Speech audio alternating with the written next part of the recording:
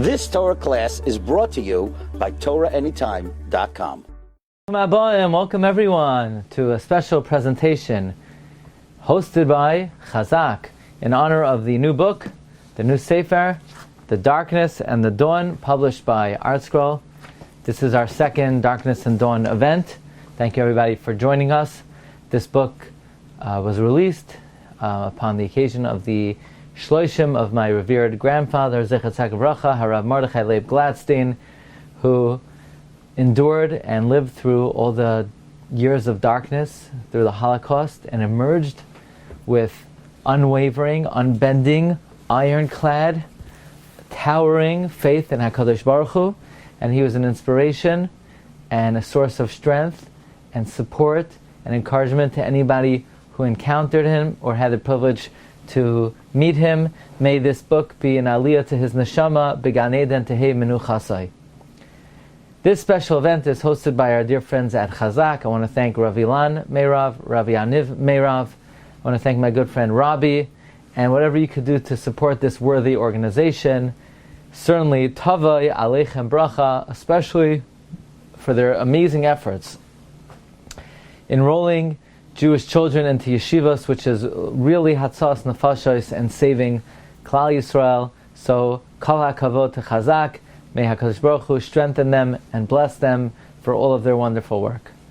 I want to also thank the sponsors of this event, Chickens for Shabbos, which is a remarkable organization, wholeheartedly dedicated to feeding Yidden who need it most, to supporting those families of Klal Yisrael who are in most need, families of Agunos, families of Grushos, and the families who are the gems of Klal Yisrael, the Malamdim, the families of our Rabbeim. Without them, there would not be a Klal Yisrael. So please take the opportunity to go to the Yad Eliezer website. Please click the icon that says Malamdim, Agunos, and Grushos. Please give generously. And in that zechus, may HaKadosh Baruch Hu be mashpia on your family. Only tremendous shefa, bracha, v'hatzlacha, ad bias goyal tzedek. Every Motzei Shabbos, we welcome in the new week with the Tefillah Vihinayam, Tehillim Parak Tzadi. And this comes from the new book, The Darkness and the Dawn. And to get a copy with free shipping, please go to the ArtScroll website, or better yet, go to our website, rabbidg.com. You see it right behind you, rabbidg.com. And I'm going to give you a special promo code, and you could get free shipping, RabbiDG, and you could have it in your house. You need to have this for Tisha B'Av. There's a lot of very important reading material about the Holocaust and related subjects of Kinos and Eicha. So take advantage of that opportunity. Every Motzei Shabbos we usher in the new week, Vihinayam, Hashem Elokeinu Aleinu. We say, may the pleasantness of our God be upon us. Umase Yadeinu Kainenu Aleu, and our handiwork, may Hashem affirm. Umase Yadeinu Kainenu. May He affirm our handiwork. Two questions here. Number one, why speak about our handiwork so many times? Why the emphasis, the work of our hands? It could just say, Umaseinu Kainenu Aleinu. Why the work of our hands? Now, this chapter in Tehillim was first recited by Aaron HaKohen, and in Parsha Shmini the pasuk says, "Vayisa Aaron es yadav." Aaron lifted up his hands, Elohim vayivarchem, vayerdu me'asois hachatos v'ha'oila v'hashlamim vayavay Moshe v'Aaron el oyel moyed vayetzu vayivarchu es ha'am. So they gave the Klal Yisrael two brachos. And Rashi explains the first bracha on Parak Chav Pasuk Chav Beis is referring to Birchas Kohanim. With, by the way, that's another seemingly unnecessary emphasis on the hands. Why do Kohanim bless the people with their hands? There's something holy about the hands of the Kohanim? What exactly is the Kedusha associated with the hands of the Kohanim? And then Rashi identifies the second bracha that Aaron gave. Rashi says the bracha was Vihinoyam Hashem Elokeinu Aleinu Umase Yadeinu Kainenu Aleinu Umase Yadeinu Kaineneo. So the Tefillah V'hinayim is specifically referring to the Shechina resting upon the Beis Hamikdash. Klal Yisrael, Rashi says, were embarrassed that Hashem Shechina was not on the Mishkan, and they called out to Moshe Rabbeinu, we went to such trouble to construct the Mishkan, to demonstrate that Hashem forgave us for the Egel, and now Hashem is not coming and resting here. Our efforts have been in vain. They were afraid they had not been they had not been forgiven for the Egel, and therefore Aaron HaKohen David V'hinayam Hashem Elokeinu Aleinu U'Maseh Yadeinu Kainena Aleinu U'Maseh Yadeinu Kaineneu. Aaron HaKohen David for the return of the Shekhinah. So we see that there is a specific connection between V'hinayam and the Mishkan and the Beis HaMikdash. Interestingly, Masechta Menachos on Daf Nun Gimel tells us that a Yedid, a friend, the son of a Yedid, the son of a friend, he will come and build a Yedid, he will build a friend, for the Yedid, for the friend, in the portion of the Yedid, in the portion of the friend, and the Yedidim, the friends, will gain Kapara, atonement. What does this refer to? Who exactly is the Yedid? The Yedid, says the Gemara, is Shloimai. He's called Yedidya, like the Pasuk says in Shmuel. Vayishlach biyad Nasan hanavi vayikra Shema Yedidya. He is the son of the Yedid, namely Avraham Avinu, who is called Yedid, as the Navi says, Ma li Yedidi babayis. He will build the Beis HaMikdash, which is called the Yedid, as the Pasuk says, Ma Yedidais Mishkanai Secha, and Tehillim Pei Dalet. He will build it for the Yedid. The Yedid, the friend, is God, like it says, Ashira na lididi. He will build it in the portion of Eretz Yisrael that belongs to the Yedid, namely Binyamin. Binyamin is called the Yedid, Levinyamin Amar, Yedid Hashem, Yishkai Navetach Alav. And Klal Yisrael are the Yedidim who will gain atonement, as the Pasuk says, Nasati es Yedidos Nafshi Bekaf Oyeveha. Amazingly, we know that Shlomo HaMelech had a number of names. When do we ever refer to him as Yedidya? Only in reference to the Beis HaMikdash. Avraham Avinu had many names. When do we refer to him as Yedid? Only in reference to the Beis HaMikdash. HaKadosh Baruch Hu has many names. Elokim, Tzvakai, Shakai, Ekya. When do we refer to God as Yedid? Only in reference to the Beis HaMikdash. What is the Beis HaMikdash called? Yedid. Everything connected to this entity called Mikdash is referred to as Yedid. Why refer to everything associated with the Beis HaMikdash as Yedid?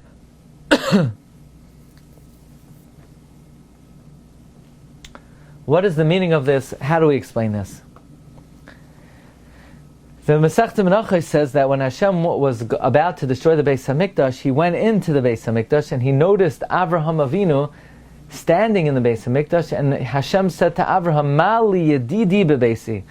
What is my Yedid? What is my friend doing in the Beis HaMikdash? Why is Avraham referred to as Yedid in the context of the Beis HaMikdash?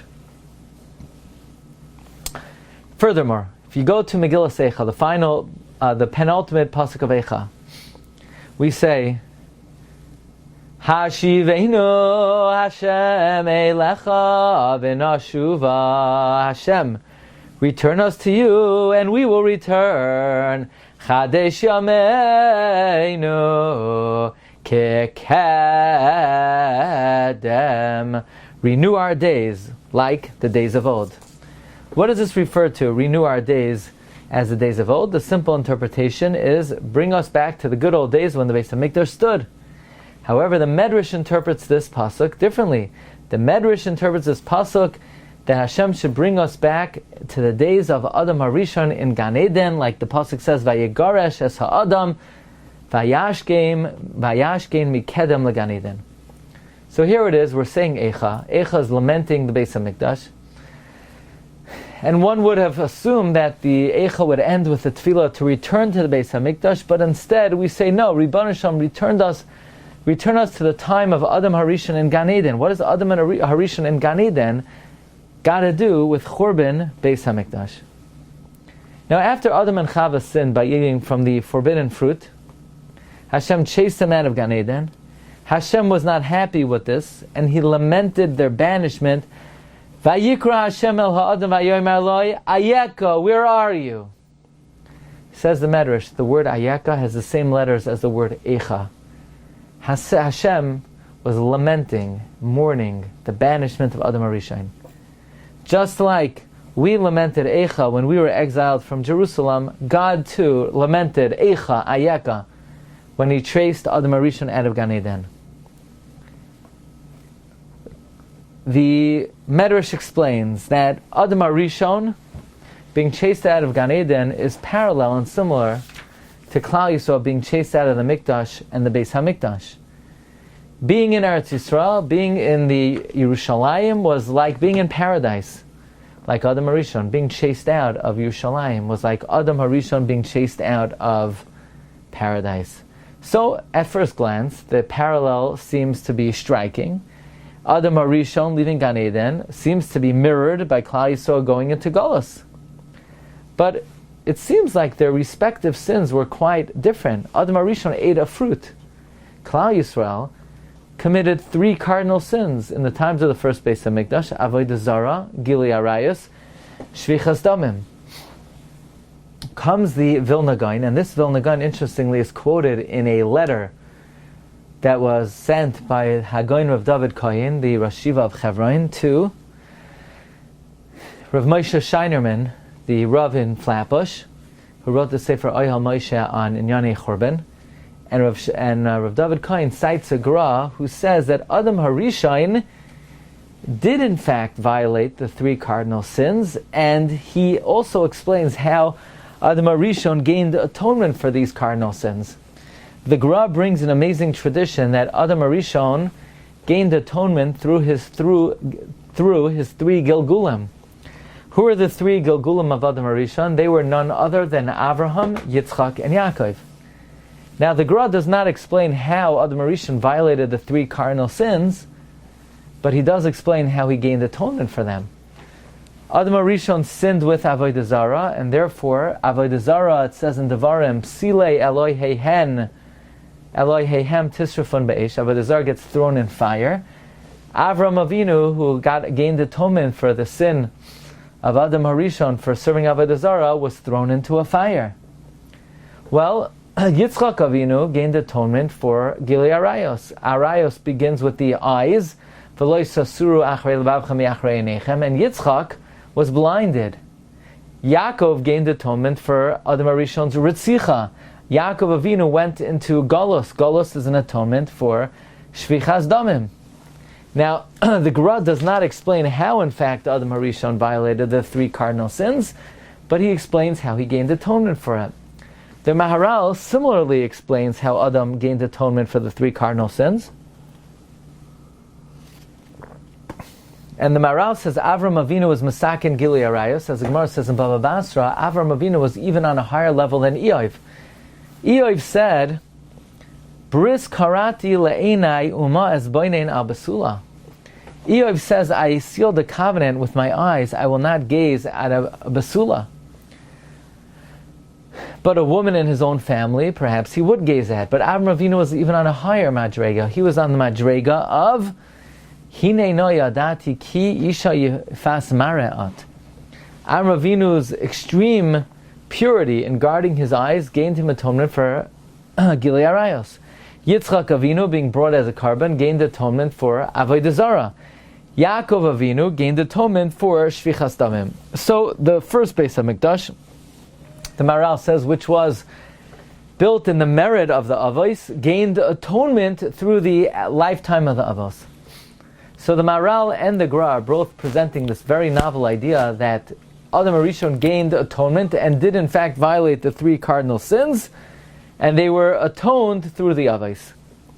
But how did Adam HaRishon violate the 3 cardinal sins? So with this we come to an amazing shla. And if you want to know where the shla is, you can look in the end notes of this piece. It's in Devarim, Ois Tesvav.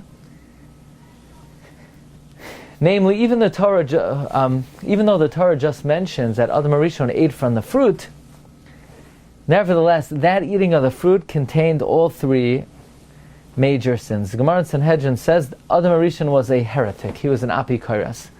Now that certainly cannot be taken at face value.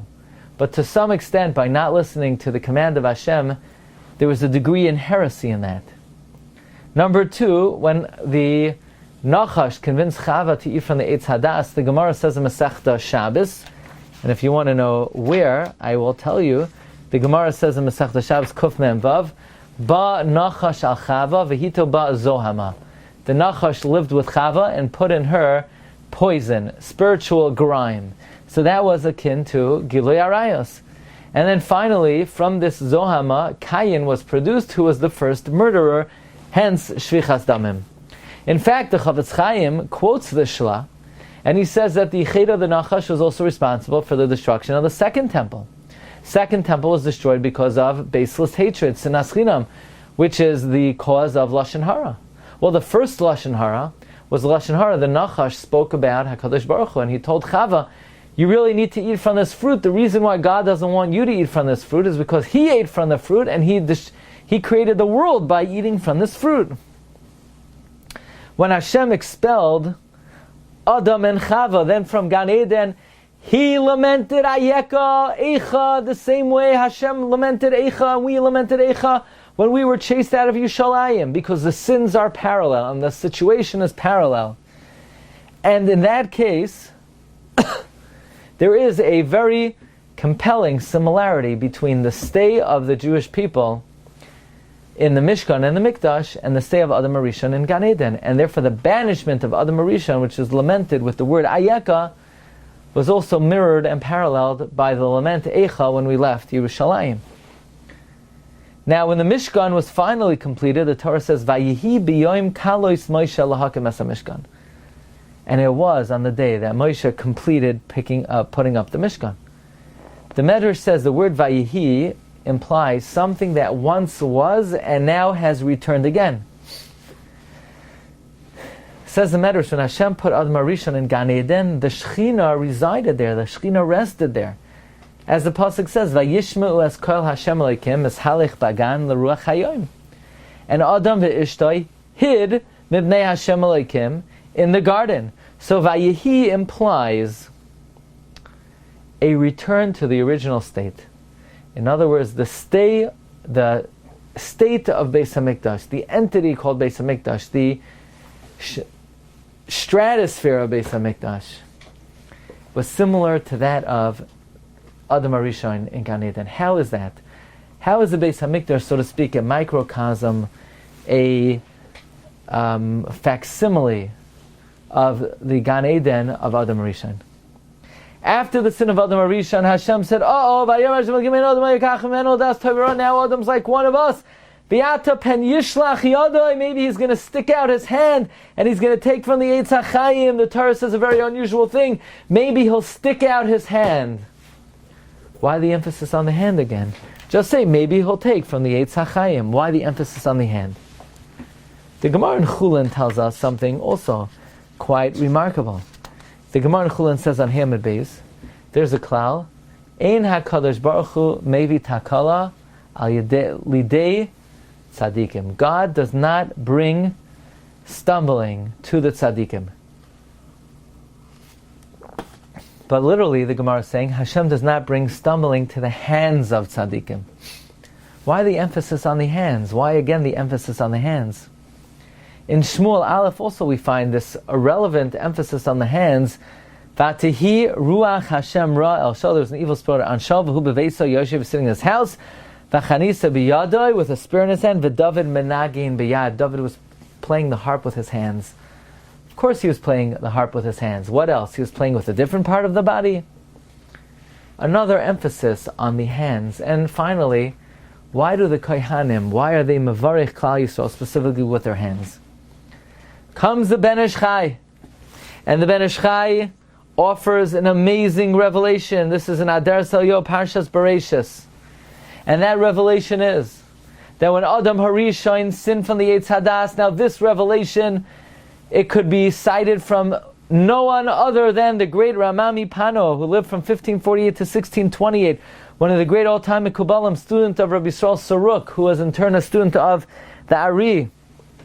The Ramami Pano likewise learned from the Ramak. In fact, the Ramak's widow sent him a personal copy of the Pardes Rimonim. And the Ramami Pano authored a parish on the Rif, Alfasi Zuti. He wrote Shuvas Menachem Azariah, as well as Asar Mamarais, Yoinas Elam, and a number of other Sifrei Kabbalah. And he has an incredible revelation that when Adam HaRishon sinned by the Eitz Hadas, he saw the fruit and he defiled his eyes, and he listened to his wife and he defiled his ears, and he ate the fruit and he defiled his mouth and his digestive system. And every single cell in his body was affected. There's only one part of the body of Adam HaRishon that was not affected, and that is his hands. Adam HaRishon could not do an Aveira with his hands. Why? God does not let the hands of the tzaddik sin. So Adam, instead of stretching out his hands, he ate the fruit of the Eitz Hadas. He did not sin with his hands. There is one part of the entity that of Adam HaRishon that retained its primordial purity and tara and pristine state, namely the hands of Adam HaRishon. Of all the body parts, the hands are the holiest part of our body. Ben Ish Chai says this is the reason why when the Kohanim bless the people, they hold up their hands. Their hands are the one part of the body of man that was never soiled. Now, David HaMelech owed Adam HaRishon a great debt of gratitude. Adam HaRishon gave David 70 years of his life. David was destined to live only 3 hours, and Adam HaRishon gave him 3 hours of his life. Adam HaRishon gave him 70 years of his life. In fact, David was a Gilgal of Adam. Adam stands for Adam, David, Mashiach. This is the reason the Navi emphasizes David played with his hands. He used the pure hands of Adam HaRishon to be Mesakein, the Chet of Adam HaRishon. By the way, even though this is a Shiur in commemoration of the release of the darkness and the dawn, Be'ezus Hashem, we're working on another Sefer on Bereshis in Lashon HaKodesh, and that Sefer, Be'ezus Hashem, will have about 60 chapters, and it's primed to come out for the new Sefer Bereshis, Haba Aleinu L'Tova, with the help of the Ribbon Shalom. And I'm working on a chapter on Bereshis, the different parts of Adam HaRishon that were unsullied by the original sin. The hands, the windpipe, the sense of smell, and the luzbone, which never derived benefit from the sin of Adam HaRishon. Now, let's talk about the Beis Hamikdash, because if there's one part of the human body that was never sullied by the sin of Adam HaRishon, it's the hands. The Mishnah tells us in Avos, in Parakeh, Mishnah Zayin, 10 miracles happen daily in the temple. Number 1, no woman ever miscarried as a result of smelling the meat that was being roasted. Number 2, the meat in the Mishkan, in the Mikdash, never spoiled despite lack of refrigeration. Number 3, there were no flies present in the Beis Mitbachayim, in the slaughterhouse, in the temple. Number 4, the Kohen Gadol never became tameh through keri on Yom Kippur. Number 5, the rain never extinguished the flames that were consuming the karbanos on the Mizbeach. Number 6, the column of smoke that rose from the Mizbeach ascended in a straight column and never swayed. Number 7, the carbon oimer, the shibola, the shtei halechem, the lechem apanim never became pasul. Number 8, even if people were crowded while they stood, there was enough room to prostrate fully on the ground. Number 9, no one was ever stung by a scorpion or a snake in the entire city of Yerushalayim, and despite the throngs of people who congregated to be oilei regel, nobody ever said, Sarli hamakom sha'alim b'Yerushalayim, there was enough room for everyone. The Chassam Sofer says the miracle wasn't that there was enough room, the miracle was that nobody complained. That's the greatest miracle of all. The Chassid Yavitz, Rabbi Yosef Yavitz, is troubled. What is the common theme and denominator between these 10 miracles? And the Chassid Yavitz says an amazing thing, that there's one place in the world that transcends the sin of Adam HaRishon. Adam HaRishon's sin brought decomposition, degeneration, aging, corruption to the world, tumah, spoilage, decomposition, miscarriage. These are all a phenomenon, a result of the sin of Adam HaRishon. But there's one place in the world that the sin of Adam HaRishon doesn't touch, is impervious to the sin of Adam HaRishon. There's one place in the world, like the hands of a body, that maintains its purity, namely the Beis Hamikdash. In the Beis Hamikdash, the existence of the Beis Hamikdash was like in Gan Eden Koidem L'Chet, where despite no refrigeration, the meat didn't spoil. All entities remained the way they were. There was no death, no breakdown, nothing degenerated. So what name would you think would be the best possible name to name a location that is unsullied by the sin of Adam HaRishon? I would call it Yad Yad. You did, like Adam's two hands, the only parts of Adam that remain pristine, undefiled by sin, are the Mikdash and the Mishkan, flawless, unaffected by the sin. This is perhaps the reason why in the Gemara Menachos, the Gemara says, Yava Yedid, Ben Yedid, V'yivne Yedid, Li Yedid, B'chelkoi Shel Yedid, V'yiskapru Yedidim. Says Rabbi Yitzchak Isaac Chaver, the reason why the Beis Hamikdash is called Yedid is because it's composed of Yad Yad, two hands. The Beis Hamikdash is called Yad Yad because it encapsulates this idea. It's the one place in this world where, like the two hands, it is unsullied, undefiled by the lackings of Adam Rishon and the sin of Adam Rishon. Now we understand why at the end of Eicha we say Hashivenu Hashem Eilecha v'nashuva Chadesh Yameinu Kakedem. We understand why we ask Yibban Shalom, take us back to the existence of Adam HaRishon in Gan Eden. What does Gan Eden got to do with the Beis Hamikdash? That's exactly what the Chassid Yavit says the Beis Hamikdash is. The Beis Hamikdash is a microcosm, a facsimile of life in Gan Eden. The same way Gan Eden was koidem l'chet and impervious to sin, likewise the Beis Hamikdash. And now we understand why the tefillah associated with the rebuilding of the Beis Hamikdash, V'hinayam Hashem Elokeinu Aleinu, U'masei Yadeinu Kainena Aleinu, U'masei Yadeinu Kaineneo. We ask Hashem to affirm the work of our hands, just like the hands were unsullied and impervious to the sin of Adam HaRishon. Like so too is the Mikdash called Yedid, as the Gemara says in Masechta Menachos. Yava Yedid, Ben Yedid, V'yava V'yivna Yedid, Li Yedid, V'chelkoi Shel Yedid, V'yiskapru Yedidim. Just to conclude, we know that Tisha B'Av is called a Mayed. It's called a Yom Tif. What kind of Yom Tif is Tisha B'Av? What kind of holiday is it?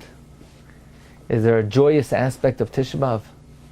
But in fact, there is a number of particularly joyous dimensions to Tisha B'Av if we sort of scratch the surface and uncover some of the deeper meaning. Here are a few ideas. Number one, we're going to read in the Haftarah of the Shiva D'Nechemta.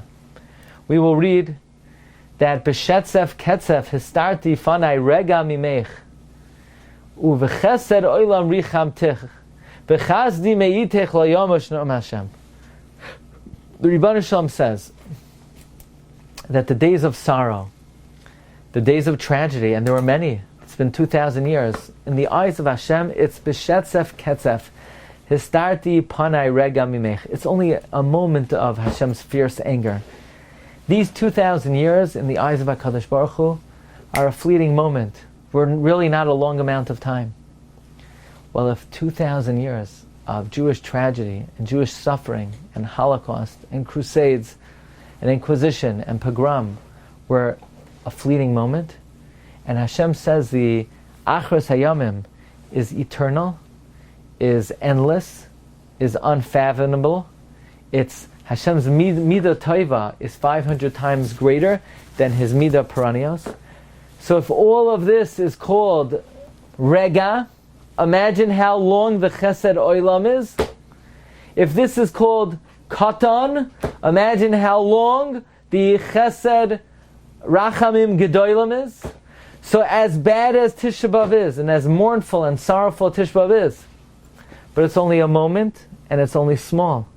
Let's extrapolate based on this scale how great the Achros Hayomim is, how long it is, its magnitude. And this, by looking at Tisha B'Av in this slide, it will give us a tremendous glimpse of the incredible proportions of the Achros Hayomim. You know, what would Rabbi Akiva say regarding Tisha B'Av? When Rabbi Akiva saw the success of Rome, when Rabbi Akiva saw the foxes prancing on the Temple Mount, he laughed, he rejoiced, because he said that if this is the reward for those who are enemies of God, if this is the fruition of the prophecies of disaster and doom, then imagine how much schar awaits the dear children of HaKadosh Baruch Hu. And therefore, from Tisha B'Av, we can extrapolate the scale and the magnitude of the greatness of the Achros Hayamim. Furthermore, despite all of the suffering and tragedy, we always have to go back to the preparation of the destruction of the Beis Hamikdash. Namely, that is, the Gemara says, the first Roman general sent to destroy the Beis Hamikdash was a man by the name of Nero Caesar. And he shot an arrow to the right, and it landed in Yerushalayim, to the left it landed in Yerushalayim, to the east, to the west. And then finally he asked the child a pasuk, and the child says, listen, the pasuk I'm learning is, God will destroy the temple through Edom, and then God will destroy Edom. And Nero Caesar said, what does God want from me? He wants me to take care of his dirty work, and then he's going to wipe his hands with me. So Nero Caesar, the Gemara says, Arak, he fled! Azal, he went! Yigayer, he converted! V'nafak minei Rameir. Rameir came from him. Rameir came from Nero Caesar. Who's Rameir? I have a special connection with Rameir. Rameir is the Baal HaMemra. He is the great master of the teaching, Bein kach u'bein kach nikra'u banim, that no matter what level we're on, no matter how far we fall, no matter where we stray to, we are always the dear, beloved children of HaKadosh Baruch Hu. That is the introduction to the story of the Churban, where Hashem says, before I even bring any Churban, before I bring any destruction, before I bring any hardship, I want you to know that no matter what happens, the first message I'm giving you is Nafak Minei Rameir, that there's a shita, no matter where you fall, Ben Kach Nekram Banim. So I thank everyone so much for joining for this year. I thank you all for considering procuring this sefer, The Darkness and the Dawn. Again, you could go to rabbidg.com, and to get free shipping, you put in the promo code RabbiDG, and they will ship it to your house for free. I want to thank Chazak, Rav Ilan Meirav, Rav Yaniv Meirav, Rabbi, for arranging this very important shiur. And of course, as always, I thank my dear friends at Chickens for Shabbos.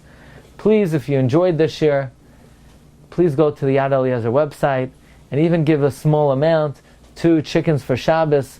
Click on the icon Agunos Grushos Malamdim, and in the merit of your generosity, in the merit of your kindness and tzedakah, may Hashem always shower you with only bracha v'hatzlacha v'chol tov stella, wishing everyone that we see the fruition of the nevuah, Tzayim haravi, Tzayim hachamishi, Tzayim hashvi, Tzayim ha'asiri, Yiyah lebeis Yehuda l'sasan u'simcha l'mayadim toivim, bracha v'hatzlacha v'chol tov.